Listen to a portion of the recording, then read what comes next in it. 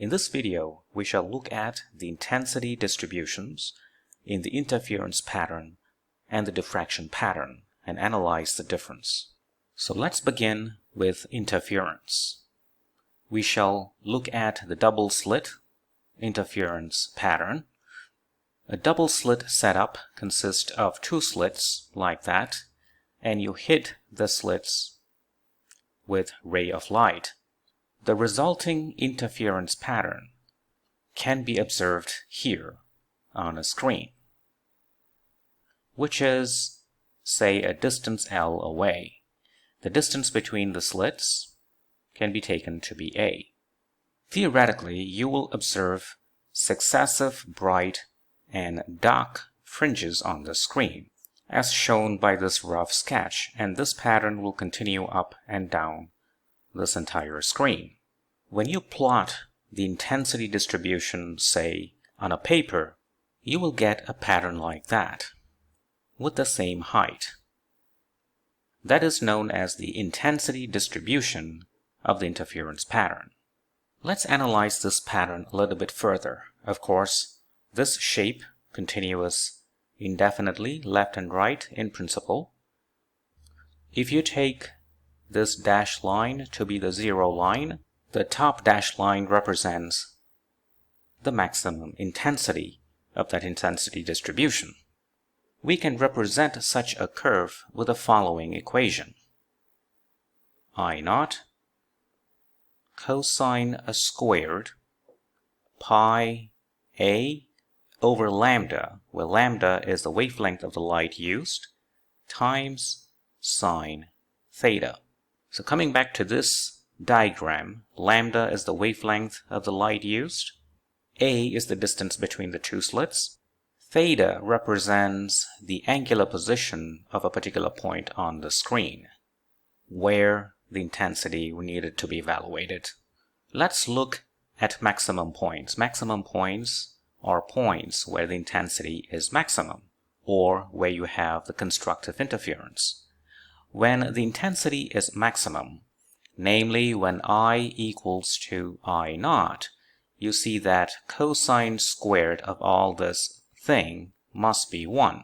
For that to happen, the argument of that cosine squared, namely pi a over lambda times sine theta, has got to be an integer times pi. I'm going to use subscript m with a theta to denote the fact that each m will correspond to one value of angle theta. So let's simplify this expression. Pi will get cancelled, and when you solve for sine theta m, you get m lambda over a. This is exactly the condition for constructive interference that we have seen before. What about the minimum intensity points?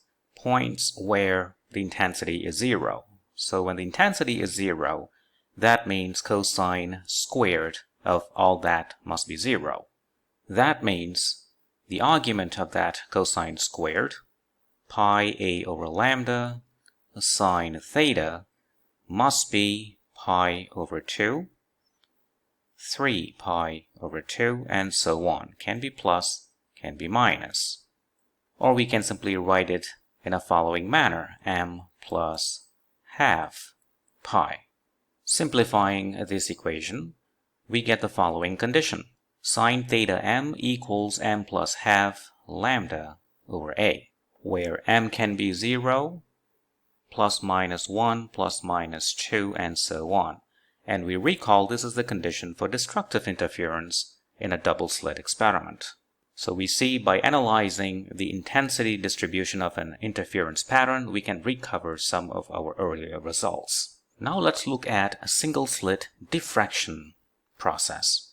You shine light with wavelength lambda on a slit with width a and observe the diffraction pattern on a screen situated L meters away. The pattern that you will observe for diffraction will be like this. There is a central maximum or central bright fringe like that, and you have successive smaller bright fringes on either side. So this pattern is symmetrical, and it dies away as you move away from the center. The intensity distribution would look something like this. This is the peak to denote the central max, and then another smaller peak, and these peaks get smaller as you move away from the center, like that. As you can see, the intensity distribution for a single slit diffraction is fundamentally different from that of double slit interference. So that is the peak, and that is the maximum intensity, I0. This is the zero line, and this curve can be represented by the following function.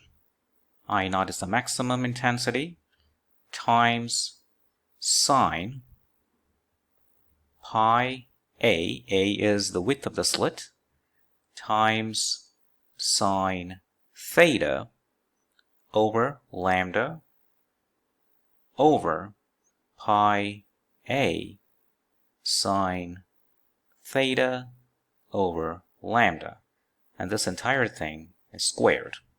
So you see the expression for the intensity is slightly more complicated than that of interference due to diminishing amplitude. This theta here is the angular position of some point on that screen, like that, measured from the center of that slit. Let's look at the minimum points, namely the points where the intensity is zero.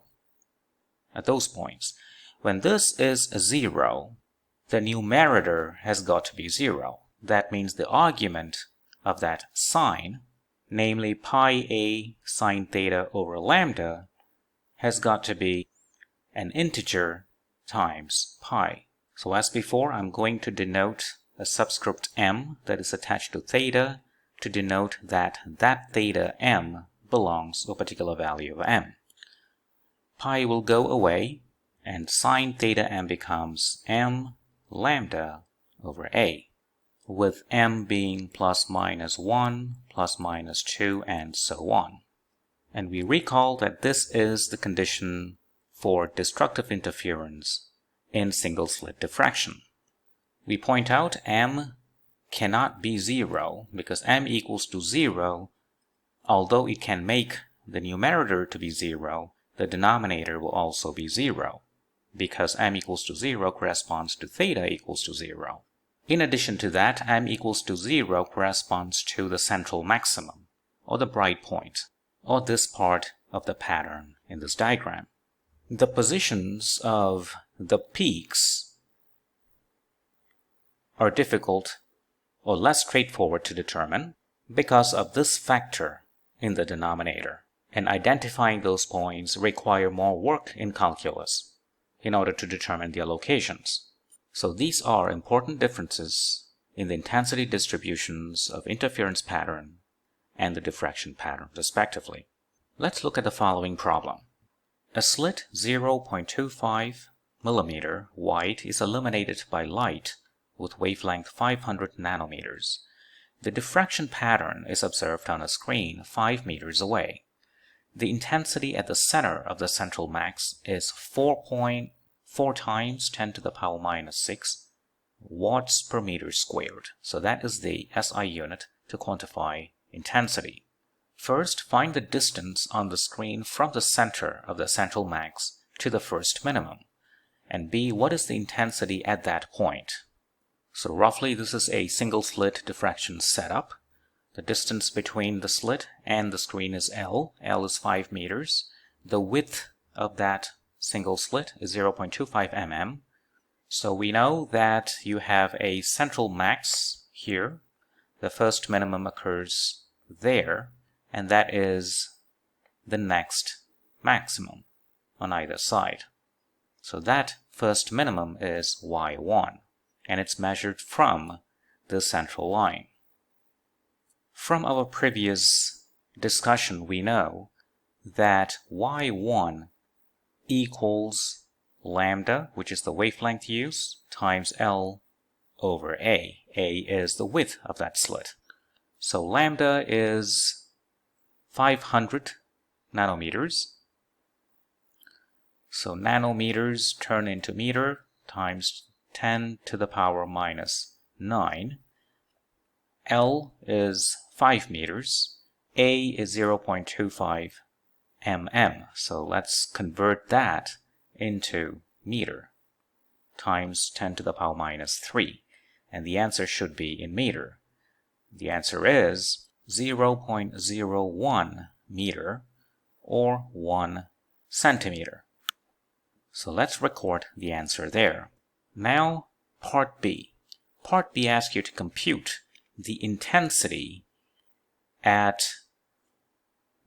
a point midway between the center of the central max and the first minimum. That means somewhere there, where the distance from the central max is y1 over 2. y1 over 2 is 0.5 cm.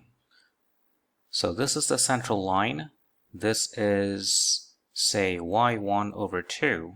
So we need to find the corresponding value of theta, and this being L.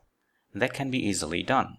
When L is much larger than y1 over 2, then sine of theta is approximately y1 over 2 over L, which is 1 times 10 to the power minus 3.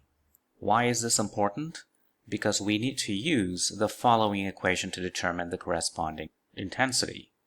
So you have a sine times pi a sine theta, which we have determined there, over lambda divided by pi a sine theta over lambda, and don't forget to square them. Now we have everything we need to calculate I at that point. A is 0.25 millimeter. Don't forget to change that into meter. Sine theta is 1 times 10 to the power minus 3. The wavelength lambda is 500 nanometers. So don't forget to change that into meter by multiplying it with 10 to the power minus 9. And I naught is the intensity at the center of the central max, and that is given as 4 times 10 to the power minus 6 watts per meter squared. Putting all these numbers in this equation, we will get the intensity at the point on the screen midway between the center of the central max and the first minimum. And the answer is 1.62 times 10 to the power minus 6 watts per meter squared. And that solves the problem. Thank you for watching.